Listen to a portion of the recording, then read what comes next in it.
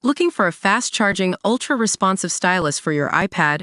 Meet the 2X Fast Charge Active Stylus Pen, designed for 2018 to 2025 Apple iPads. Take your creativity and productivity to the next level. Click the link in the video description to shop now on Amazon. We've got some big news in the world of theater, folks, and it's all about a classic Broadway revival. Real News Daily has the scoop on the upcoming production of Art, starring none other than Neil Patrick Harris, James Corden, and Bobby Cannavale. This smart comedy, written by Yasmina Reza, is all about friendship, taste, and ego, and it's been revived for the first time ever on Broadway. The three stage-and-screen stars will lead this talented cast in a production that's sure to be a hit with audiences. And with Scott Ellis at the helm as director, you can bet it's going to be a wild ride. Now, Art has quite the history behind it.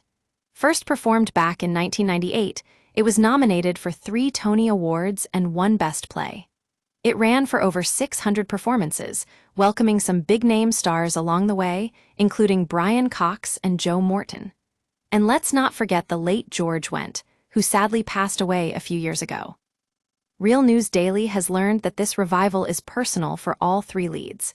Neil Patrick Harris hasn't been on Broadway since 2014's Hedwig and the Angry Inch, which earned him his Tony. James Corden hasn't been on stage since One Man, 2 Governors back in 2012. And Bobby Cannavale has 2 Tony nominations under his belt.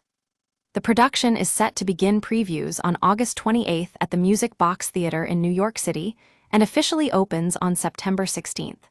It's a limited-run engagement that wraps up on December 21st, so you'll want to get your tickets quick. Pre-sales start on May 29th for those who sign up online, and regular sales begin on May 30th.